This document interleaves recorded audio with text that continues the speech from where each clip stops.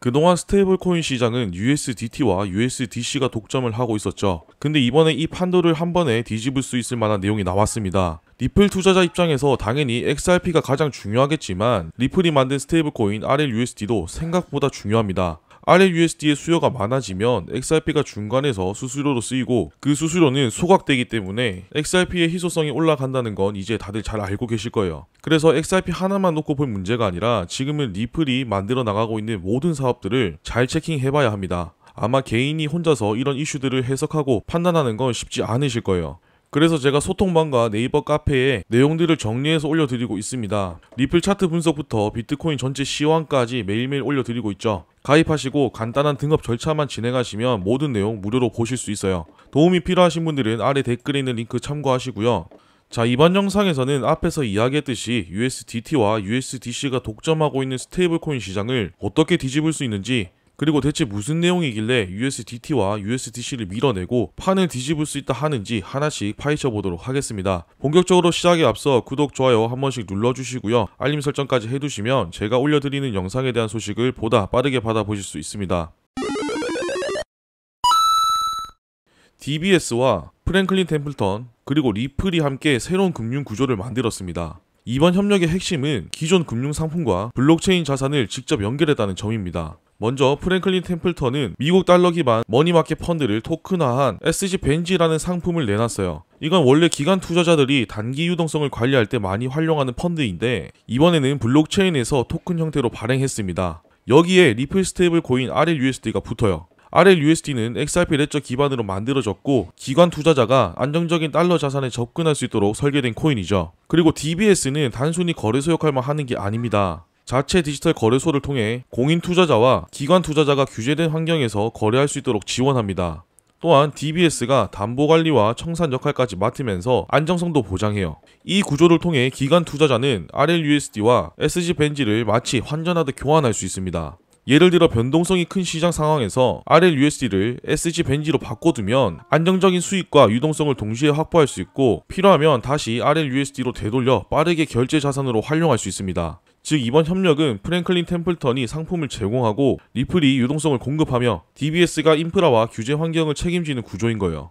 머니마켓 펀드는 원래 금융기관이 단기 자금을 관리할 때 가장 많이 쓰는 수단입니다. 만기가 짧고 수익률은 크지 않지만 안정적이고 필요할 때 현금처럼 쓸 수 있다는 장점 때문에 은행과 기관들이 자주 활용해왔어요. 그런데 문제는 기존 머니마켓 펀드가 효율적이지 않았다는 점입니다. 환매 절차가 느리고 결제에는 시간이 걸렸고 거래 기록도 중앙 시스템에만 남아서 접근성과 투명성이 떨어졌어요. 즉 안정성은 있었지만 쓰는 과정에서 불편한 점이 많았습니다. 이번에 토큰화가 적용되면서 이런 단점들이 크게 개선됩니다. 블록체인에서 발행하니까 환매나 결제가 거의 실시간으로 처리되고요. 거래 데이터도 블록체인에서 기록되니까 누가 언제 어떤 거래를 했는지 투명하게 확인할 수 있습니다. 그러다 보니 기관 투자자 입장에서는 기존보다 훨씬 효율적으로 단기 자금을 운용할 수 있게 되는 겁니다. 또 하나 주목할 점은 레포 시장입니다. 레포는 은행과 기관들이 단기 자금을 빌리고 빌려주는 대표적인 방식인데 지금은 절차가 복잡하고 결제도 오래 걸립니다. 토큰화된 머니마켓 펀드와 RLUSD가 결합하면 이 레포 거래도 거의 실시간으로 이뤄질 수 있겠죠. 쉽게 말해서 금융기관에서 가장 중요한 단기 유동성 관리가 완전히 달라질 수 있는 겁니다.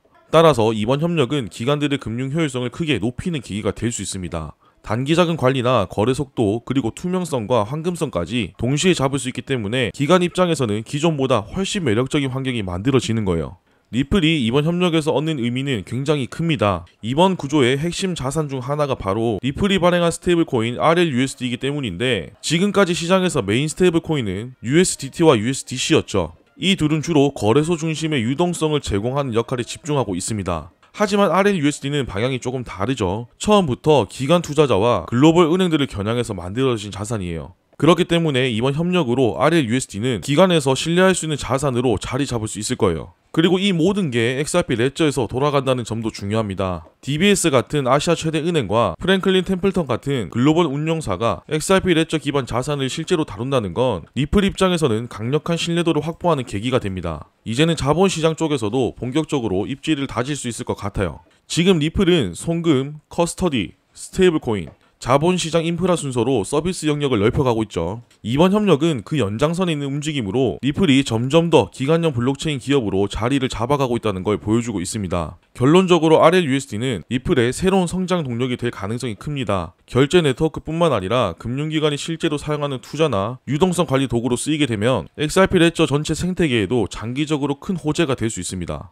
투자자 입장에서 우리가 체크해봐야 될 부분은 크게 3가지 정도로 나눠볼 수 있을 것 같아요. 첫 번째로 실사용이 늘어난다는 겁니다. 지금까지 블록체인이나 스테이블코인 이야기가 나오면 실제로 어디에 쓰이는지 명확하지 않은 경우가 많았죠. 그런데 이번에는 글로벌 은행과 대형 운용사가 직접 상품을 만들고 그 안에 리플의 스테이블코인이 들어갔습니다. 투자자 입장에서는 말뿐이 아니라 진짜 금융 시스템에 쓰이기 시작했구나 라는 생각을 충분히 할 수 있겠죠. 그리고 두 번째는 가장 중요한 기관 자금 유입입니다. 머니마켓 펀드와 스테이블 코인이 연결되면 기관 투자자들은 블록체인에서도 전통 금융 상품에 접근할 수 있습니다. 이 말은 곧 앞으로 더 많은 기관 자금이 블록체인 네트워크를 타고 흘러 들어올 가능성이 커졌다는 뜻이에요. 이건 차트에 당장 반영되는 것보다 더 중요한 의미일 수 있습니다. 그리고 마지막은 신뢰도 문제입니다. ETF와 마찬가지로 은행과 운용사가 참여하는 상품이 나오면 투자자들이 이건 규제 안에서 돌아가는 자산이구나 하고 받아들이게 됩니다. 리플이 글로벌 금융사와 손잡고 실제 상품을 만들고 있다는 사실 자체가 신뢰도를 높여주고 장기적으로는 XRP 생태계에도 좋은 영향을 줄 수 있어요. 결국 우리는 리플이 금융기관과 만드는 실사용 사례가 늘어날수록 XRP 생태계 전반에 대한 신뢰도와 자금 유입 가능성이 높아진다는 점을 기억해야 합니다.